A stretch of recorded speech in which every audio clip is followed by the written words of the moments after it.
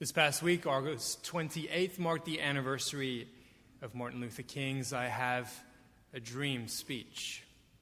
One of the most amazing things about that speech, many of you will be familiar with this history, is that there was a lady stood just behind Martin Luther King who didn't like where his speech was going, wanted to offer a course correction.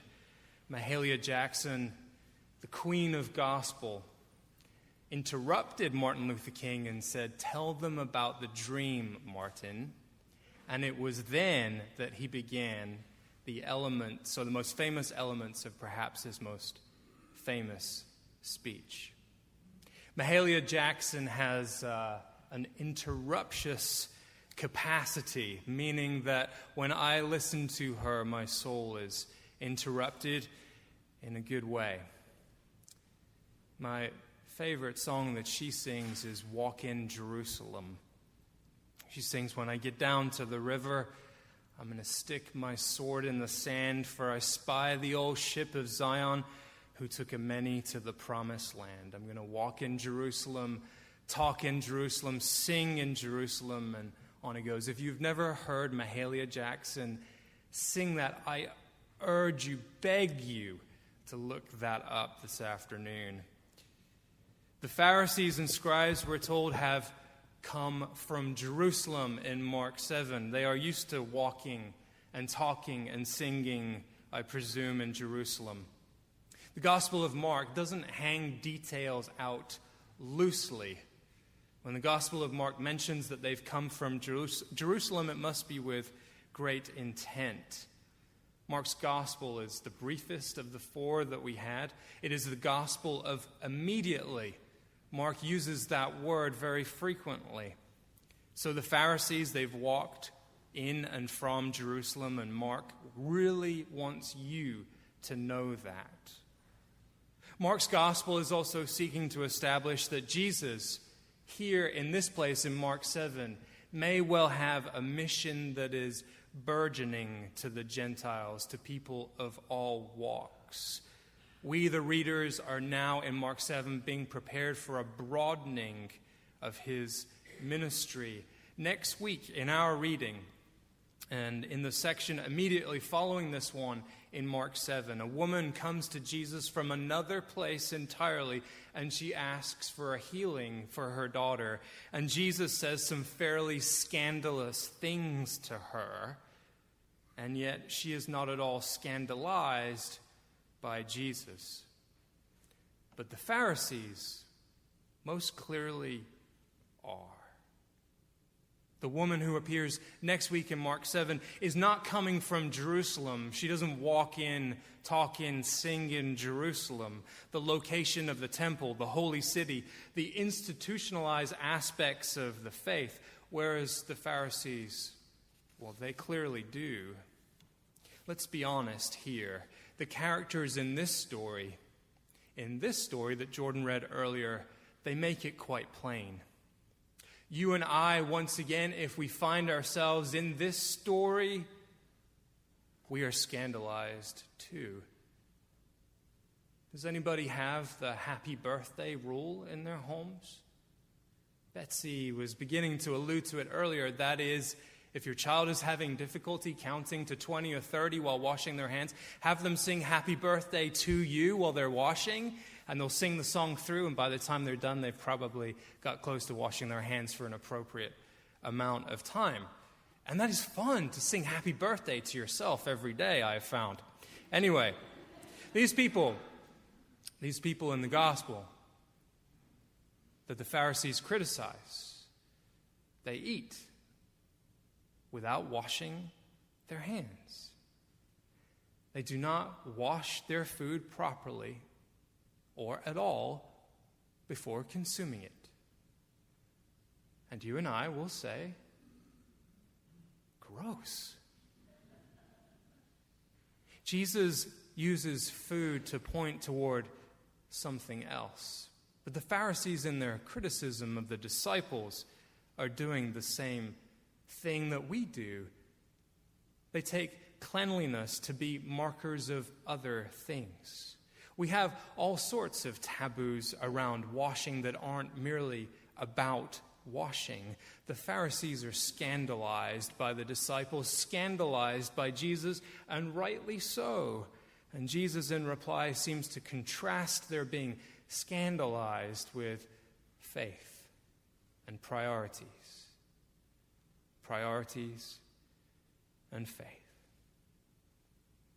Last Sunday afternoon, after church, I took my children to Secaucus Junction train station to go into Manhattan and walk the High Line. We've never done that before. We parked the car, we were walking towards the station, and a woman approached me with her son. She said to me, "Do you know where the dinosaurs are?" Which is an odd request right out of the gate. And I said, "No, I don't." And she looked behind me and she saw the red bridge behind my back. Some of you who've been there know immediately where I was standing at, the red bridge behind me. And she said, "I think I just have to go over the red bridge to get to where I need to go." I said, "Okay." Now, when I'm at church on a Sunday morning, I'll wear a collar and tie. And when I'm in the office, I'll usually wear some kind of button-down shirt. But on a Sunday afternoon after church, I might wear a t-shirt or another kind of shirt. What kind of shirt? It doesn't matter. But it might be tucked into my shorts and my pants, and it might not be. In any case, last Sunday, it just so happened that my shirt was not tucked in. And that lady who asked me for directions looked me up and down. Do you know that up and down look? And said, "You need to do something about your shirt."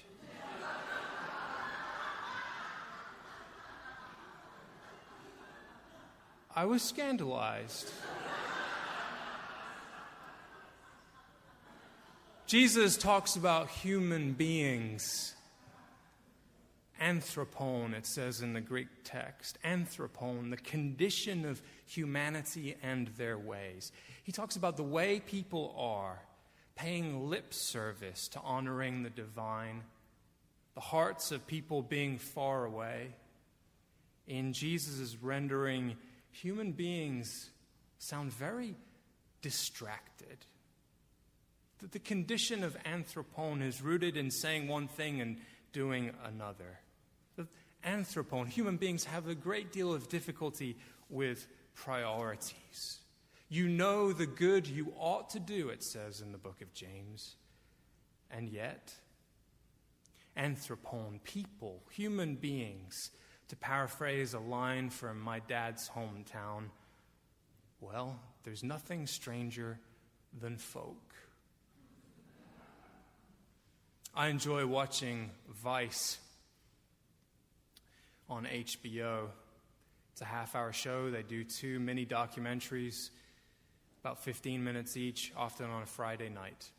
Shane Smith, the creator and founder of Vice, begins every show with the tagline, "The world is changing, and no one knows where it's going, but we'll be there covering the news, culture, and politics, and exposing the absurdity of the modern condition."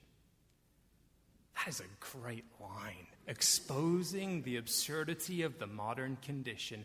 And so Vice does stories like showing women in West Africa being sent to camps in the desert, where they are made to sit on blankets all day and drink camel's milk all day long in order to gain as much weight as possible. In a place like Mauritania, it is a matter of great prestige to have a daughter or wife be as big as possible, while in the West, many of us worry about limiting our carbs. In many economically impoverished places, it is regarded as a huge honor, of course, to have clothes that fit and are clean, perhaps tucked in. Whereas in the West, what do? Some of us anyway. On purpose, we cut holes in our pants in order for them to appear, for the people to appear less financially privileged. Holes in jeans. What a marker of the absurdity of the modern condition. There have been articles written in recent times about the declining sales of oranges over the last few years. Why are orange sales declining? Well, they take too long to peel, some say. Peeling them is increasingly being viewed as far too much of a hassle in comparison to other fruits that require little to no work or time to consume them. The average person in the United Kingdom takes 15 minutes to eat lunch. Therefore, increasingly are looking to tangerines to allow for vitamin C consumption and eliminate the pesky peeling process associated with traditional oranges. The absurdity of the modern condition. Of all the things that one might say about me, about society, about our crazy culture, about things speeding up, about 70 being the new 30, about the 7-year itch now being the 2-year twitch. I read an article about that this week. About politics, about violence, about drought, the environment. We're going to talk about my shirt and its lack of being tucked, which is absurd. You know what's more absurd is that I came home last Sunday afternoon and Stacey asked about our time in the city, and within 60 seconds I was telling her about the woman who told me to tuck my shirt in. That is even more absurd. And so as children prepare to get back to school, as the church prepares to enter the new program year, as we prepare for our week, no matter who we are or where we are on life's journey, may we see what it is that the gospel is presenting to us. For in our absurdity, may we see that the gospel, as much as it is about us, is much more about the character of God and what Jesus is trying to point us toward. Jesus uses a quotation from the prophet Isaiah in verses 6 through 8. And the text is posited as such because we are being offered a central message of the gospel according to Jesus. In verses 6, 7, and 8, the quotation from Isaiah shows us that Jesus knew plenty about the absurdity of the human condition, that we say one thing and do another, that we know that each day in so many ways is a miracle, and it is a miracle that many of us will take for granted, that we will cling to traditions even when we know full well they no longer serve the common good, that we fear change even when we know it's good for us. The text seems to understand this about anthropon, about the human condition. And so in our absurdity, we are invited to take these verses about us and turn them on their head and ask, what do they say about God? Jesus, the rhetorician, the savvy rhetorical practitioner who argues for and points toward the divine, intends to show us once again, as you go through these verses, that God does not, Jesus says, merely pay lip service to people. But instead, God's heart is close. No vanity is offered. God does not act in vain. No teaching or precepts that are empty are offered to human beings. Abandonment never has been and never is on the table. Any and all traditions that do not advance love have no part of God's character. And Jesus offers us what people can be like. The Gospel of Mark shows us quickly, immediately, what Jesus wants to point us toward, that you and I and the Pharisees who walk in Jerusalem and talk in Jerusalem and sing in Jerusalem have a great deal of difficulty in making and keeping our priorities straight. No, there's nothing stranger than folk. Jesus once said, "The least among you will be the greatest." Is that not scandalous? The least among you will be the greatest. In our modern condition, does that not strike us as absurd? Who is the greatest is a question that the Pharisees wrestled with. We know for sure the disciples wrestled with it. And in so many ways, we all do now. It is again and again, perhaps even ultimately, an expression of the absurdity of human beings when we actually have enough food, when we have enough of almost everything to go around. We need to continue to turn the screws and ask that question once again. Who is the greatest? Who is the greatest? The fulfillment of desire is not fulfillment, it is only more desire. Someone asked Albert Schweitzer, who is the greatest human being alive today?